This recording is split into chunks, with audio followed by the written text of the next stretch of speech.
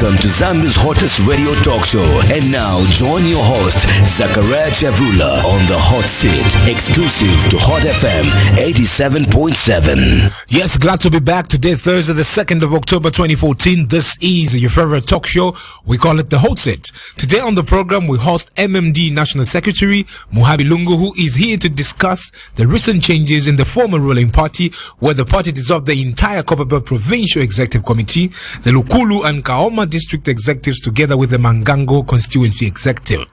Now, the MMD leadership also dissolved Zambezi district and its respective constituency, Zambezi West, Vubi district and its entire constituency, Kawe, Chisamba, Kawambwa, alongside the executive committees of Pambashe and Monsabombwe constituencies. I'm your host, Zach Chavula, and I'd like to welcome Mr. Lungu to the hot seat. Good morning. How are you doing? Good morning, Mr. Chavula, and good morning to all of the listeners. Once again, I'm very happy to be here and being given this opportunity to speak.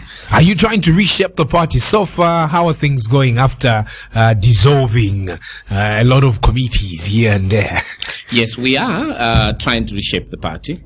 And I think that it is long overdue that we do need to reshape the party. And I think it's very important to note that the MMD was in power for 20 years, which everyone knows. And that when we gained power in 1991, we had only stayed as an opposition for a period of something like less than a year, really, before we became a government. And the difficulties that the party has been going through after it lost power, some of those difficulties started before we lost power. And I think that in a sense, one of the reasons we lost power. And so this is an acknowledgement that we needed to start doing some of these things earlier on. But I think that perhaps it was difficult to convince other people within the party structure on the need of some of these reforms. So we're doing them very piecemeal. The trigger that I think everyone became convinced was our performance in Mangango. And then subsequently our performances in the last 5 by-elections, in which we won 1 out of 5. 4 of those were our constituencies. Now, although we do acknowledge that by-elections are very tricky and it's very difficult for the opposition to win, we didn't want to use our loss in these by-elections to externalize the problem. And so we decided collectively that we will internalize the problem and acknowledge that there are some difficulties that we have had in the party and that need to be relooked at. And hence the identification process of where the areas of weaknesses were. And we then began to take these actions that we've been taking. So how are they doing? This weekend I will be up in the Copperbelt, meeting the interim committee, which was appointed again through consultation. It's an interim committee of about 5 people. And we're going to discuss with the interim committee and see what their ideas are in terms of filling in the rest of the interim committee of 24, and when we can possibly set the date for a provincial conference, and how they see a plan for how we can rejuvenate the constituencies and the districts on the Copperbelt. And as you know, the Copperbelt is key. So I think that we're doing okay. We started the process. But how has it affected the party so far? Well, I think that there is a lot of enthusiasm from a lot of members that we have started the process of reorganizing, not just putting bandages on a wound which needs maybe a surgical operation, but that we have started the process of a surgical operation itself. So I think that there is a lot of enthusiasm from a lot of members that we have started this process. But obviously, when you start taking decisions which are as drastic as this one, there are also a lot of people who always think that perhaps there should have been more consultations that were taken, and that perhaps the decisions are too drastic and will discourage other members, those especially some of the members who were affected.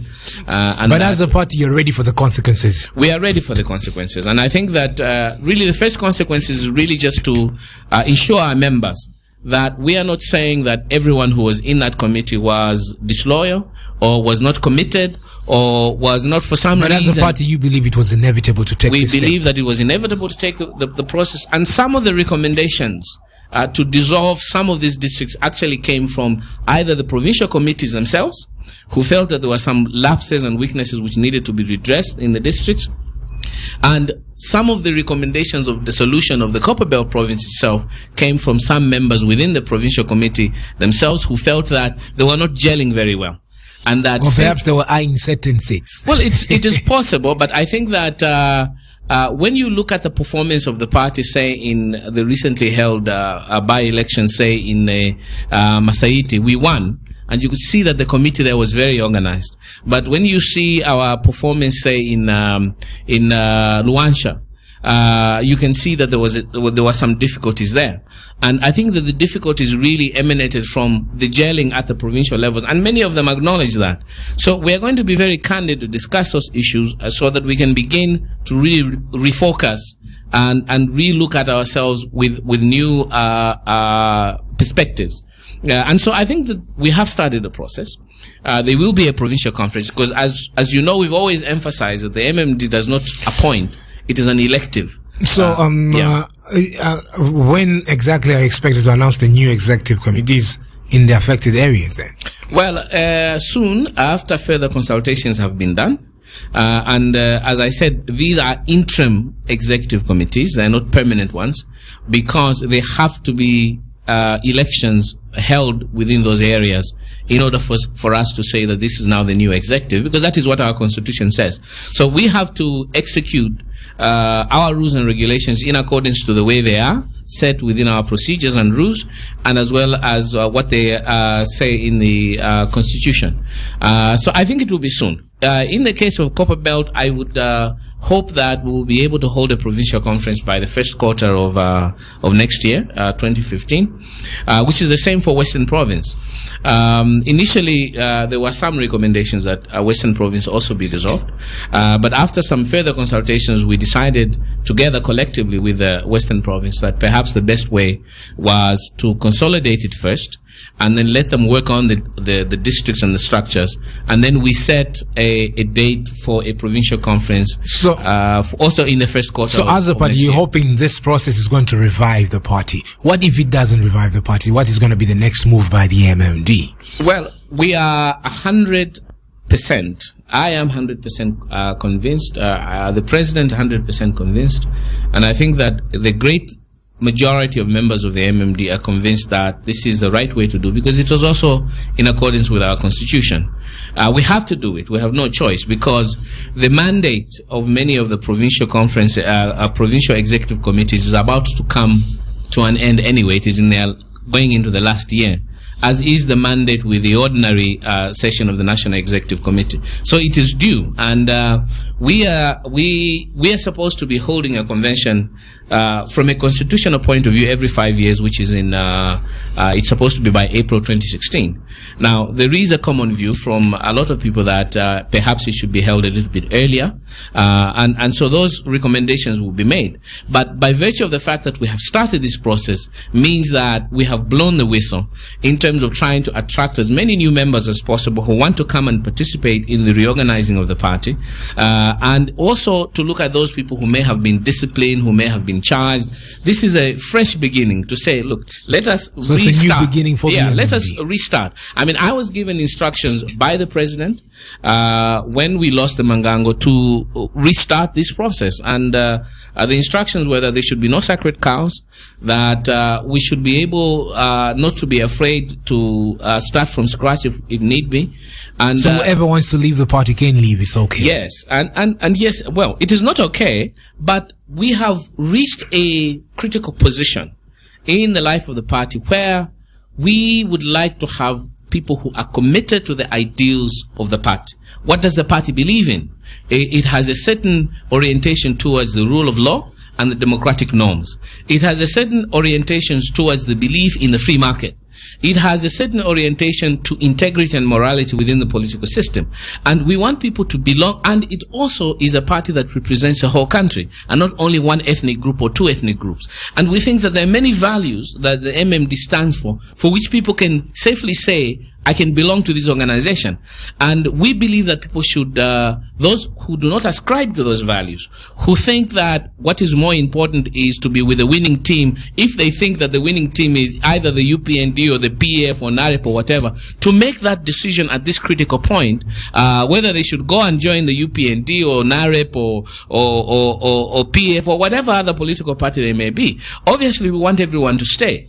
We would like to coach everyone to stay. We would like everyone to be part, because in politics, numbers is what counts. But we are at a position where we have to be reliant on the members that belong to the MMD. So that when we say all systems go, those are wholeheartedly. That are wholeheartedly with us. Not people who are playing games with us, not people who are there to blackmail us, not people who are always there, if you don't do, I'm going to move to the PF or whatever. We cannot govern a party like that. Then it means that those of you who are saying things like that are not in the party for the right reasons. And grantedly speaking, that the MMD being in office for 20 years attracted a number of people. It attracted some people who were genuinely committed to the ideals. It attracted people who came just to eat because we were in power. It attracted people who thought there would be business opportunities and all sorts of things. And many of those have already gone. We believe we are at a position now where more than 90% of the members that are still in the MMD, which are in the majority of our entire membership, are still believing of the values and ideals of the party. But there is that small percentage that is problematic, and we would like to give them the opportunity to make this final decision whether to stay or to leave. Now, this is a very difficult decision, and it is a decision which can bring a lot of criticism. That, you don't want people, but I'd rather have an army of 100 committed people, rather than to have an army of 500 people and the 400 people are either spying on you or are reporting on the other, or are saboteurs, or are killing your own people who are committed. So we have come to that position where we have to in a sense, separate the corn from the chaff, so to speak. And I think that this is a great opportunity to do that. And there are also a lot of people who have expressed an enormous amount of desire to come and take up positions within the party at the National Executive Committee level, at the provincial level, at the district level, at the constituency level. And there have been some individuals who have held on to some of the positions for so long, and yet they are not utilizing the positions that they've been given. So this is also an opportunity to get all of those who have wanted to come in the party, to be able to be part of the process of this reform for the party, to come in and perhaps take up position as we begin to reorganize the party. So I think it is an enormous opportunity for all of those people who are interested in being part of the process of the political process in this country. Isn't this process expensive? Does the MMD have the money to, follow this process through properly without, leaving anything? Well, obviously, we have a budget. And given the budget that we have for this whole entire process to take place in all the 10 provinces and culminating into to a convention is there. And obviously it would be not truthful of me to say that we have all the money that is required per budget. But the responsibility of the party and its members and the treasurer and the president is to go out there and solicit for people to help us to do this. Our core business is a political party with ideas in terms of governance and in terms of development. Our core business is not to run a business as a political party. So, as you know, unlike the United National Independence Party, which was in government for 27 years, and it was virtually the government and the party which created business, the MMD did not come out with any business. So, we are surviving from the goodwill of well-wishers, from party members who are very committed. There are very, very many party members who give. We are fundraising. We are asking for people, personal contributions.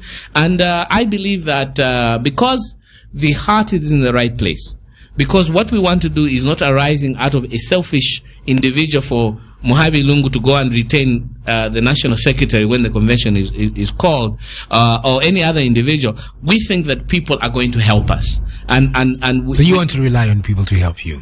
Of course, because after being in power for 20 years, does that really make a lot of sense? Well, I think that if the MMD belonged to a group of people maybe you can identify 5 people who say we are the shareholders of this political party. If the MMD belonged to one person, who is the chief funder of perhaps the MMD had no plan. They thought they would be in power forever, isn't it? Well, it's a possibility that we may not have, but I think that we can't beat ourselves over the head for the mistakes that we have made. This is 50 years of independence. I was at a conference yesterday at Pamosi Hotel, where we were looking at, is Zambian history correctly told? Is it been suppressed? Is a wrong history? And one of the lessons that comes out of that, from any history, is that history really has got 2 fundamental lessons that you can take from. One is to be able to avoid the mistakes which you made from a historical point of view, because you've done it before, so you are wiser to the fact. The second thing that history can is to just learn lessons of the things that were done correctly. And obviously there are many things which the MMD did correctly, and there are many things which the MMD did wrongly.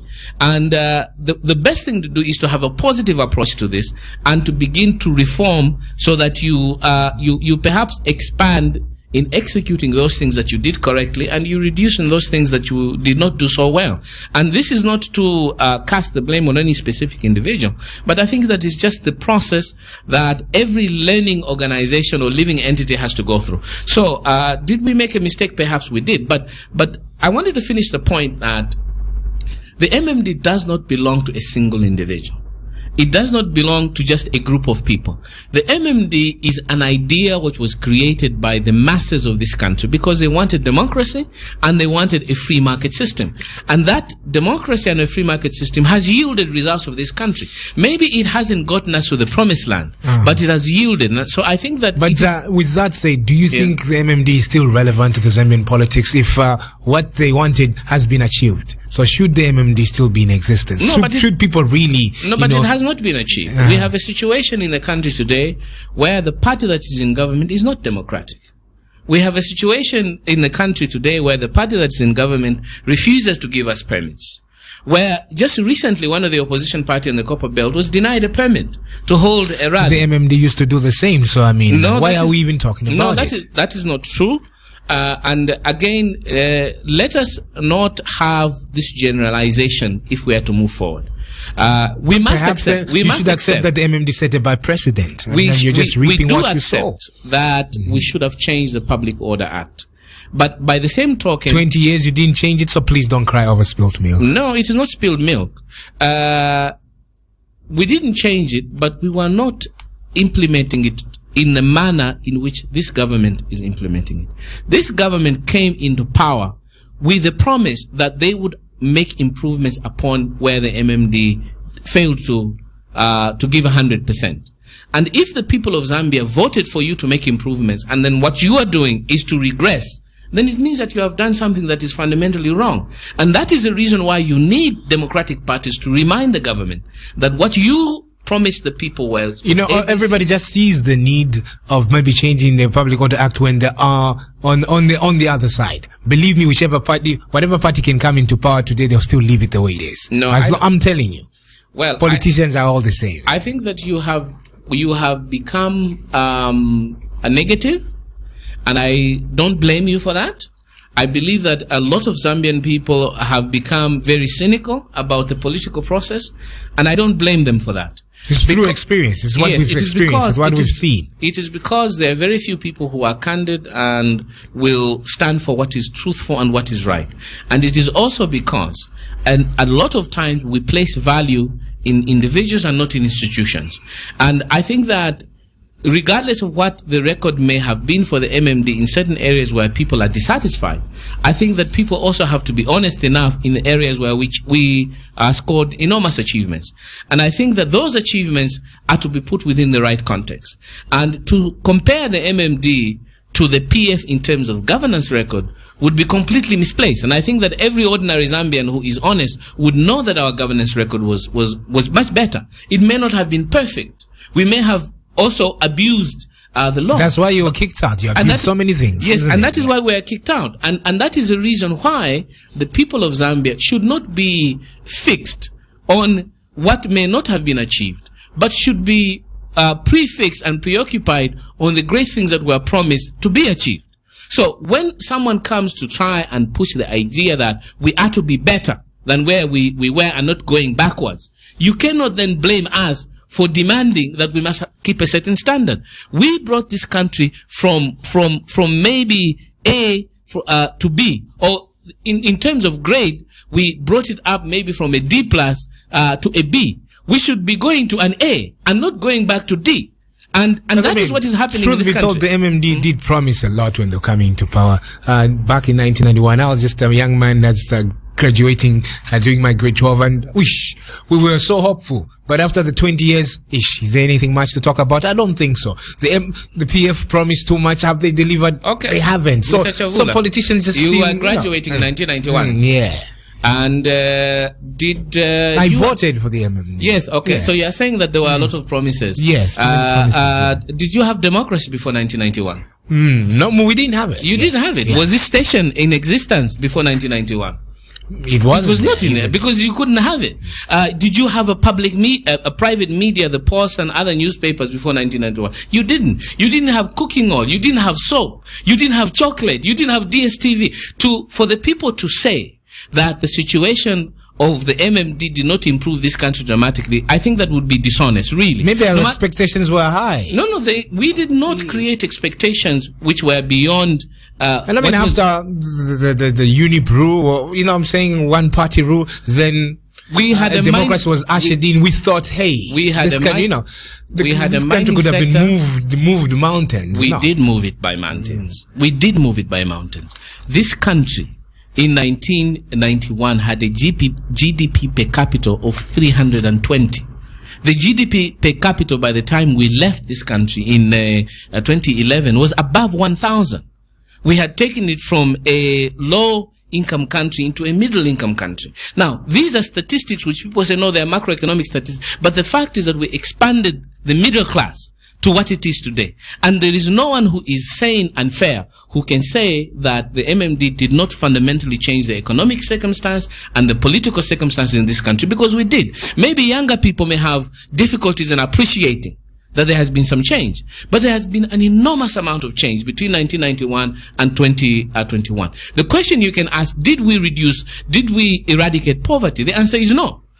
Did we take democracy to the highest level that we possibly wanted it to? The answer is no. But we were moving the country forward by significant and recordable data going forward. But what has happened in the last 3 years, instead of going forward, we seem to be going backwards. And the preoccupation of the journalists, of the social commentators, is to beat the MMD for wanting for the PF to do what they promised to do. So the narrative becomes what MMD failed to achieve, and ignore the enormous achievements it's made, so that we don't discuss the regression and the retrogression and the backward slide that has been going on under the PF in the last 3 years. Now that doesn't make any sense, because a country that wants to move forward should be concerned in the here and now. And we had a situation where 3 years ago our cost of living was much lower. Our price of meal, our price of fuel, our price of electricity was much lower. There are a group of people in government who promised you that they will even go further down. Instead, they have taken things upwards. They are boasting about infrastructure, which we planned for, financed, worked out the financing arrangement, and in many cases even sourced the money for. Now they are boasting, oh no, great infrastructure. Yes, you can boast, and to an extent, you can say, okay, you can have some kudos and respect for continuing that infrastructure which your friends but those because there are certain things which the UNIP was doing which was abandoned by the MMD completely, isn't it? So you're right to give them kudos for continuing, isn't it? We found an economy in 1991 which was dead. Basically. It was dead. There was no foreign exchange and nothing. So there was very little. The ZCCM, which in 1974 was producing 740 something metric tons of copper, had declined 210.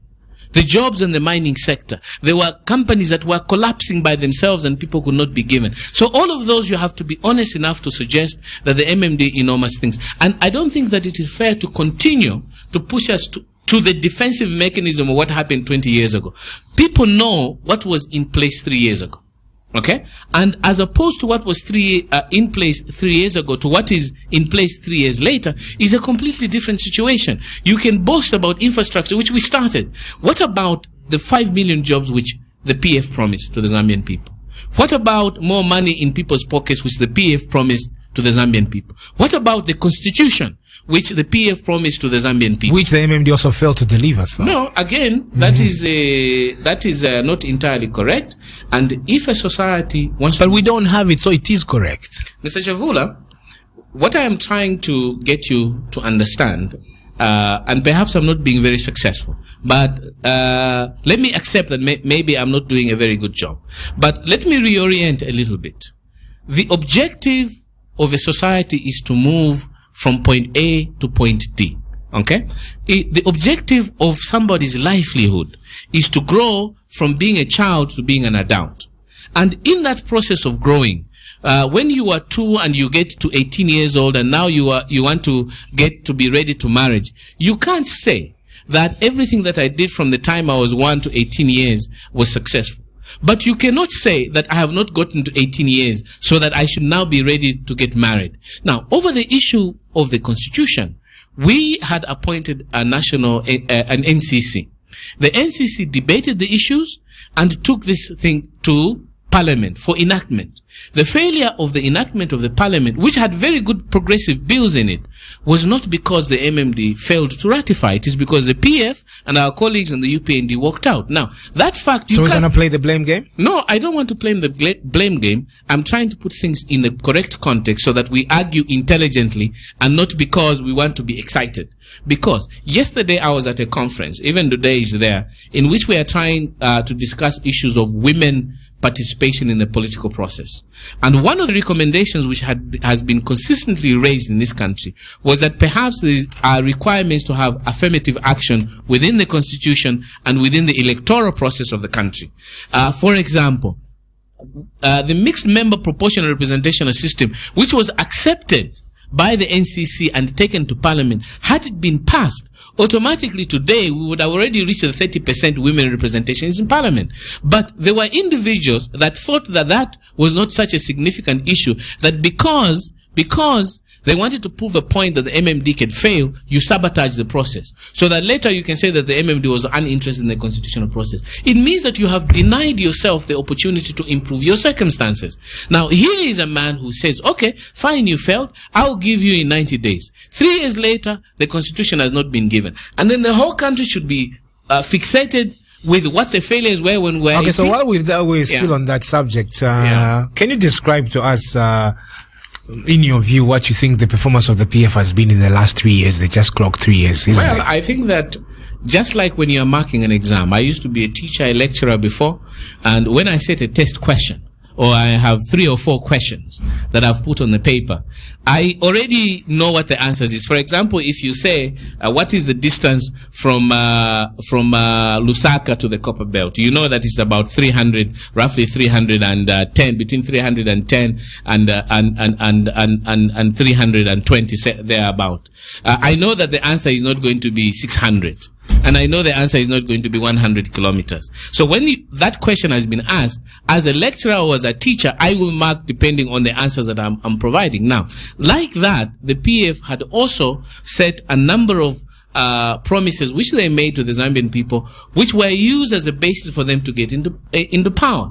And those were very clear. And one of them was a constitution. It was not a test question for the MMD. One of them was a deliverance of the Barroso Agreement. One of them was the creation of 5 million jobs. One of them was that they would be able to introduce the windfall tax. One of them was that there were so many promises. They will grow the economy from the 6% which we were growing it to 10%. Now, if you then take all of those and compare them, what has been their record in terms of creating 5 million jobs? You find that it has been, have they created 2 million jobs? Have they created 3 million jobs? Have they created 1 million jobs? Have they created 500,000 jobs? You will find that from a formal sector point of view, they haven't even created 500,000. So you can't take the answer correctly. No sane person can tick it. Then you say, have they delivered the constitution? Because they said 90 days. Obviously, everyone will have to say, they haven't delivered the constitution. Have they delivered the Barroso Agreement? No, they haven't. Have they improved? Out of 10, so how many marks would you give them? Okay, maybe let me drop it down to something that is more real to people. Okay? Have they been able to improve the general living conditions of the majority of the Zambian people as they said? And the answer is no. If you ask the ordinary Zambian on the streets today whether their life is fundamentally different after 3 years, they will tell you that it is harder, it is more expensive, there's not as much money. I hear people talking about, at least ndalama. That is the common sentiment on the street. And those are the people who are going to be able to validate whether the PF have been able to achieve the records that they said that they would. And I can guarantee you that the majority of the people will be giving a resounding fail grade, an F. Out of 100% of the promises which they made, out of 100 of them, they have maybe fulfilled less than 20. And those that they have fulfilled that under 20 are issues which primarily we had already started doing anyway. Okay? So they don't deserve any kudos whatsoever. Well, I wouldn't be so callous as to say that they don't deserve any kudos. I have said on this show before that I go to church. I try to go to church every Sunday. And one of the greatest 10 commandments, there is, thou shalt not bear false witness. For me to stand here and say that they have not done anything would be bearing false witness. So, and I don't want to be in that position, no matter where people believe that politicians are supposed to lie. I don't believe so. So I would not say that they have not achieved anything. But I can say with my hand on the Bible, with a lot of confidence, that of the more than 20-something promises that they made, they have not achieved 20% of them. And even that I can also say, equally, with my heart at ease on the Holy Scriptures, that the most significant promises that they were made by the PF have not been achieved. Some of them have not even been tried. We don't even know what's in the Constitution document. Okay, coming to the MMD, when is the MMD likely to fill in the 2 vacant positions of Vice President and the other next positions? According to the Constitution of the MMD, we hold a National Executive Committee once every 3 months, 4 times in a year. Our last is due anytime. We probably will be holding it in this month. If not this month, probably maybe in the first week of October, somewhere around there. A date will be set, and I can assure you that this subject will be part of the agenda of the National Executive Committee to discuss. So it will be done soon. So I think that is the answer, isn't it? Yeah. Okay, now your former Vice President, Dr. Branch Tuo, has insisted that the party is dead under the leadership of Dr. Neves Mumba, and that you should not pretend that things are well. What's your comment on that? Well, first of all, Honorable Chituo, whom I have to give respect to because he's my elder, and he's been a minister before, and he's a father, and his son, we pray together at St. Andrew's Church, who is a very nice preacher. He's the son of Dr. Chituo. Is that to say that Dr. Chituo is sitting in Parliament today on a ticket of the MMD. Obviously, you cannot be sitting in Parliament debating issues on a ticket which is dead. So I think that is illogical and unreasonable. We have we have 38 members of Parliament, and we have more than 100 councillors. I think that it would be irrational and unreasonable to suggest that it is dead. So that is the first thing. The second issue is that we are barring is something to do with Dr. Mumba. As I said earlier on, the MMD is a collective. You cannot, in all honesty, blame all the misfortunes of the MMD on a single individual. That single individual can take a share of the responsibility, as I can take a share of the responsibility. But in all honesty, Dr. Chituo and all others have to also take a share of the responsibility. And so it is not right. How do you equate? Because we've said that this party lost the elections in 2011, which indicated that there was already a problem that had started. We've been out of power now for 3 years, and these 3 years, there was a period where there was where the former president left office. We didn't have a president for 9 months. We had vice presidents, and it is the collective effort of everyone to ensure. On this point, let me conclude by saying, we had 5 by-elections. I, as National Secretary, wrote many letters and discussed some of the with the recipient of these letters, saying we have 5 by-elections. Can I recommend that this MP, this MP, this MP, these NEC members and this NEC go and help our candidate in Mukushi South? And if out of 5 of the people that were requested to go and we discussed, only 2 go and the other 3 don't go, then of the 3 that don't go, come and start saying you lost Mukushi South, you are useless. Who do you blame? Because to win a seat is a collective effort.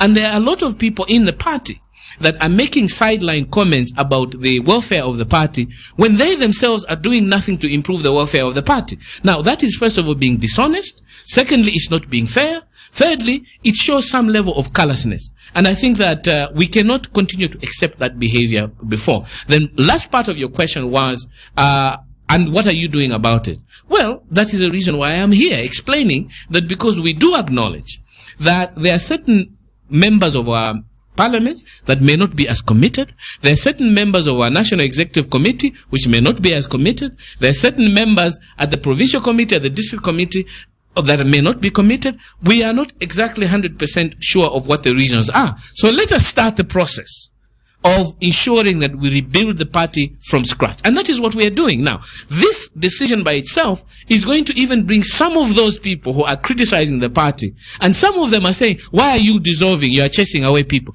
But you are saying the party is not functional. And so what do you want me to do? What do you want the president to do? To fold my hands and sit for your criticism and for me to do nothing? No, you can't. And that is the poorest level of leadership.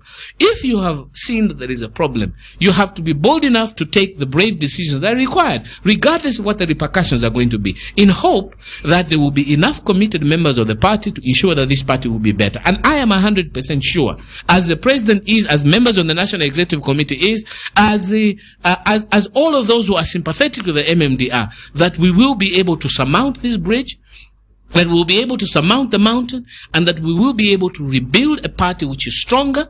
And if those of us who are in positions now will not be able to carry us across, like myself, and I have to admit this, I know that I will be at the end of the day be able to pass on to whoever will be the next national secretary a party which is stronger than when I found it.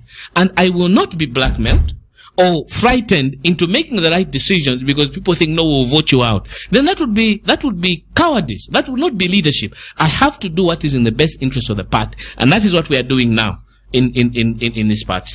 At this moment in time, we're opening the lines on 0974-870-877 or 0967-877-447. Now, they've been caused by some section of society that the former President Rupia Banda should come back to active politics, and his response has been that Zambians will decide whether he should come back. What's your take on this as party chief executive? Yeah. So there are 2 ways in which I can answer this. Okay. I can either say that it is a fantastic thing that the former president is thinking of coming back. Okay. And the minute I say this, because I'm national secretary, people are going to say it is my desire and that it is the policy of the party. And it will create some disturbances in the party. All I can say that it is not a good thing for President Bata to think of coming back. And knowing that there are those within the party who believe that it is his constitutional right, then I would again be setting policy as a national secretary or as an individual that he is not wanted. Now, I have just will come back. No, I have just MMD. I have just believed to come back. Yeah, give me an opportunity to answer because this is a very sensitive matter, and I want you to understand it within that context. That in the position of national secretary, I cannot be seen to be taking sides on what people's desires may be, what others' desires may not be. What my responsibility is as national secretary is to ensure that I safeguard the constitutionality of the organization. Knowing, however, that the constitution of our party and the ethos of our political party says that this is a democratic party. You cannot stop people from debating, and you cannot sanction people from debating. You cannot beat people over the head from debating, and you cannot blame people for having their perspectives. So this is something that is very fundamental, and depending on the way you answer this question, you can either be misunderstood or not. Even the former president himself, if you recall, has been asked this question before. And whatever answer he's been given, depending on the season and the mood of the way he's said their words, others have said, no, he wants to come back. Others have said, no, he doesn't want to come back. Others have said, he wants to create disturbances. So even he has said, in the last time when he was asked, he said, I have my lawyer here, and I want to be careful so that, because it is a very sensitive issue which can be misunderstood. And I think that we have to put it within that context. Secondly, is this issue. The fact that, as of now, the former president has not gone out publicly to say that he wants to come back. It's a possibility that he may want to come back. And if that is the case, our party will debate it, because our party is a democratic party. He's a member of our political party, and it will go in. But at the same time, at the moment, it would be irresponsible of me not to point out, no matter who is listening, as to the fact that we do have a president who is in office, and we have to give him the due respect to that he is president, and to support him to function. And that this is the responsibility of every member of the political party, to ensure that we support who the constitution said is there. If there are other contingent issues that may need to be discussed, we will find within the parameters of the political party to discuss those matters. So this is a very safe way of doing it. The MMD is a democratic party. We have all our members. The former president is a member of the MMD. We should not begin to vilify him, or to put words in his mouth, or to deny him, or to whatever else that people are trying to do, and make this issue an emotive issue. Because it is not an emotive issue. Because the MMD stands for Movement for Multi-Party Democracy. In that means there is a multiplicity of ideas, there are a multiplicity of interests, there are a multiplicity of pressure groups, there is a multiplicity of disgruntled, there is everything. And we have to allow the process to move forward. So that is what I would say this. At this point, I cannot have an opinion as National Secretary. All righty. Yeah. Thank you. Good morning. Good morning, Zach. Yes, how are you doing, Eddie? I'm okay. Mike calling from Undora. Yes, please go ahead. Yeah, good morning, Mr. Lungu. Good morning. Yeah, I'm not MMD myself, but I support this idea of changing the structures. Because what you had mainly were people working in these areas that were by and large probably against the current president. They were virtually doing things, against him. They were trying to pull him down and stuff. Then secondly, I wanted to find out something. That asked you about the imminent return of Mr. Banda into politics, but it's like he's been playing hide and seek here and there. But most of us feel like he's got some kind of interest to come back to politics. Now, don't you think if he truly came back into politics, your president, Mr. Nevis Mumba, would be in an awkward position in the sense that probably Mr. Rupia Banda is more popular, and he may easily take over the presidency from him. Isn't he shivering to say, if this man comes back into politics, I will lose my position and stuff? And then lastly, when you look at, the PO, for example, you talked about the thing that you go to church, etc. You felt like they haven't done much in terms of, pushing the agendas of their politics forward and stuff. Do you you talked about them having done some positives. Why not highlighting those, positives that you think they've done? I said, yes, they've done some positives. Why can't you highlight them, pinpoint them, so that you can see that you are being more fair when it comes to analyzing them? Thank you, Zach. Thank you. This is the Hot Seat, right on Hot 87.7, 0974-870-877 or 0967-877-447. Hello, good morning. Good morning, Zach. How are you? Who's calling us? Fine. This is Professor Kaunda from Luapula Province. Please go ahead, Professor. Good morning, Lungu. Good morning, Professor. Yeah, Lungu, this poverty that you are seeing right now, it's because of the MMD. This corruption that you are seeing now, it's because of the MMD.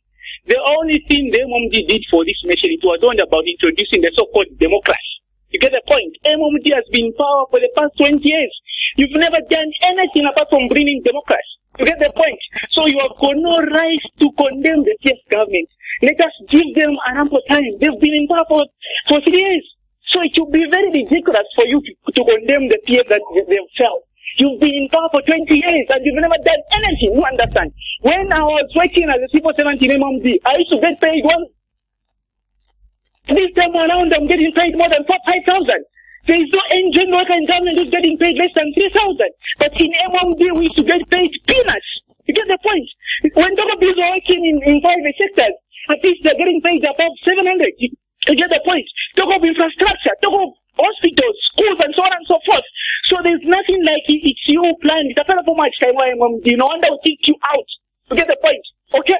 Because of you, the so-called MMD, you failed terribly. You are busy stealing. No wonder most of the Zambians are suffering. You get the point? So let us give the PF an ample time. It's 3 years. And we don't expect somebody to change everything in 3 years. If you failed to change everything in 20 years, if you need failed to change anything in 27 years, and today you come and condemn the PF, no. That's being unfair, and God will judge. You get the point. So let us be factual, let us be realistic. I'm very much annoyed because of the support MMD. MMD is dead. It's finished. Let us talk about this new point. Hello. All right. I think he's done. Let's try and take in another call. Then you can answer. Hello. Good morning. He's an angry man. Good morning, Zach. Morning. Who's calling? This is Michael from within Osaka. Michael, please go ahead. Yes, morning, Mr. Lungu. Morning, Michael. Yes, it's unfortunate that we have a caller like the just previous caller who has just actually forced me to call. Please, as we debate national issues, I want to appeal to my callers to be objective and also not mislead people. I think I want to agree with Mr. Lungu there. I'm not really a fan of him or a follower of MMD, but I think MMD tried. Yes, he was actually trying to give out certain things that they achieved. Apart from bringing democracy, they also liberalized the economy. Much as they were betrayed by their leaders, whereby at times personal interest would take precedence over national interest. And that is why maybe in the long run, they also got it wrong. Yes, but for the PF, already we can judge even in the first 3 years. With the MMD, the first few years that they were there in office, we were actually hoping that things will improve. But with the PF, just the first 2 years, we can see that there's nowhere we are going. Mr. Lungu there has already said that they promised the people of Zambia a constitution. With MMD, they put a legal framework for the adoption of the constitution. And what failed the process or the adoption of the constitution was not the MMD, it was the process, because in parliament, the PF members of parliament, they shut it down. So you cannot blame the MMD. That is very obvious. So, as we discuss matters, let us be very, very objective, and that is why I like about Muhabi Lungu. It's not that maybe I know him, he doesn't even know me, but what I like about him is at least he remains objective on matters. Then with Mr. Rupia Banda, it's very unfortunate for him to think of coming back into politics. He's a senior man, and what I'm thinking is, in politics, there must also be a hierarchy. When we have old people like Mr. Rupia Banda, Mr. Kaunda, and all those, let them assume an advisory role. There should be a fountain of wisdom for young people. This is the time now that we should be voting in young people who have such role models or people to look up to. But if he himself wants to come down on the public podium where he still wants to continue being called names and all those things, then he's taking away the respect that people are supposed to give him as a statesman. And it is very, very unfortunate. If at all he's actually thinking like that wherever he is, it's very, very unfortunate. But if it's people who are trying to put words in his mouth, then that is another thing altogether. The PF also promised, like he has mentioned there, the Barroso Agreement. I'm meeting young people who are still finding this issue to be very divisive.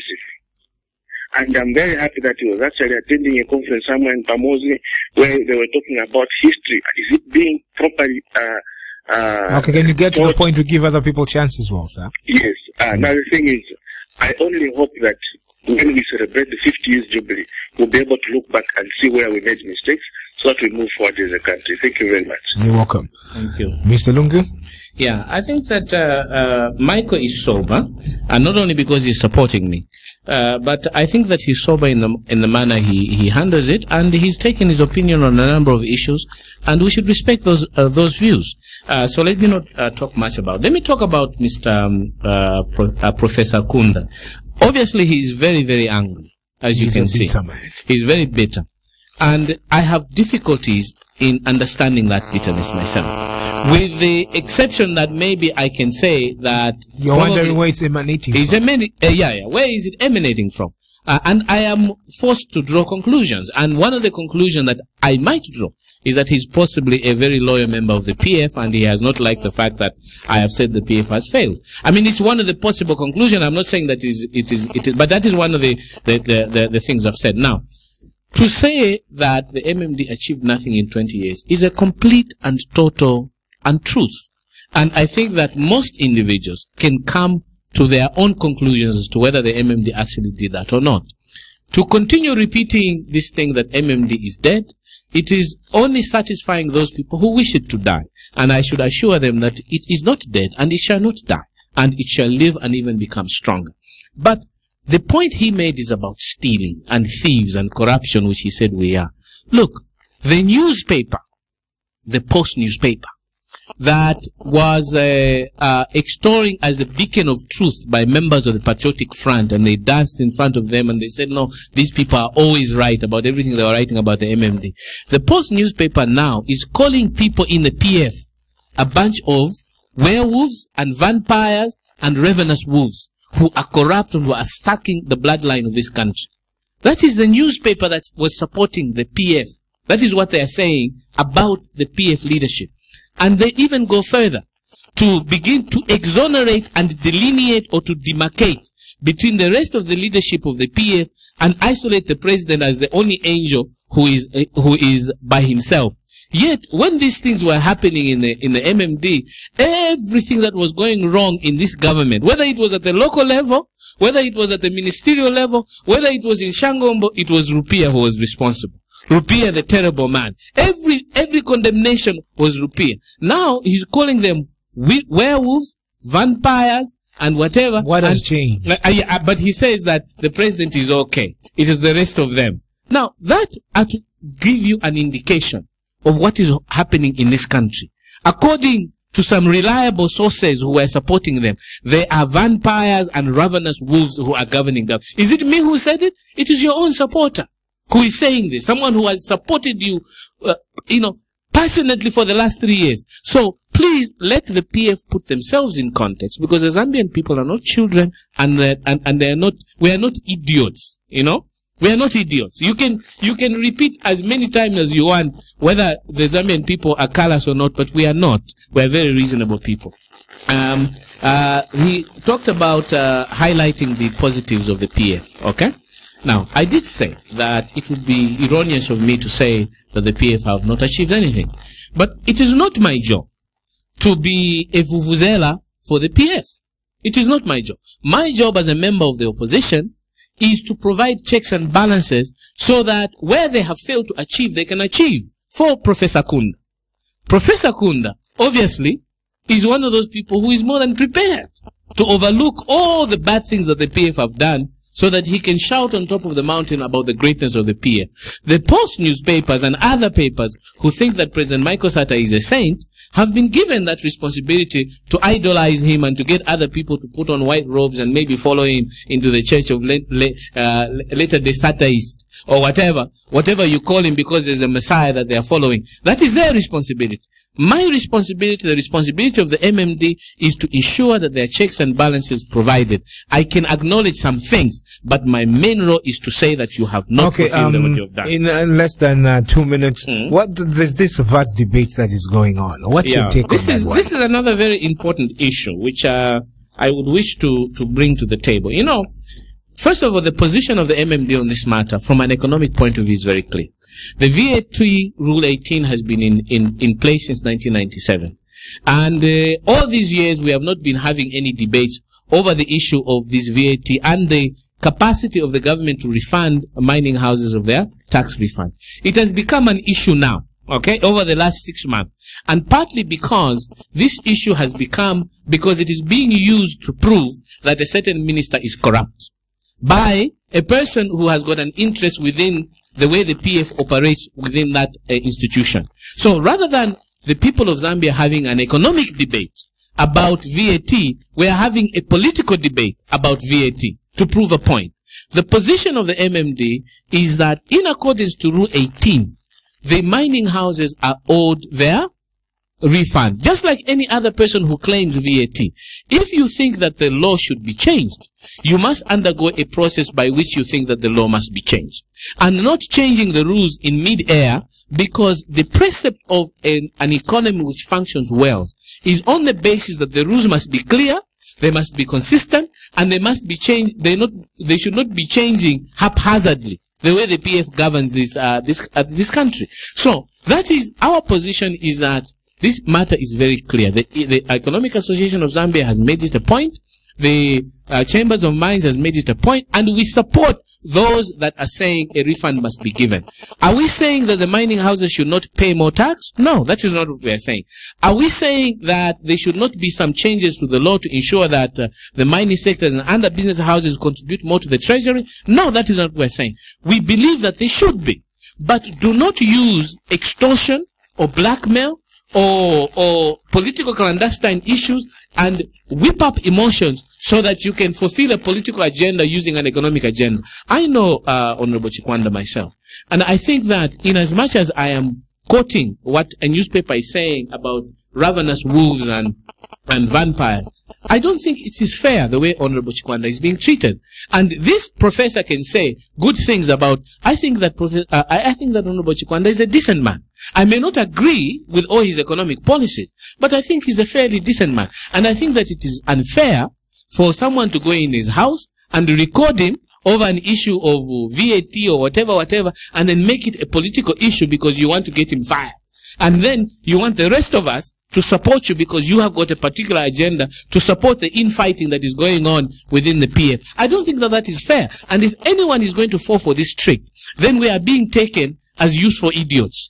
And we should not allow Zambian people to be taken as useful idiots. We have got a mind of our own. This VAT issue is very clear.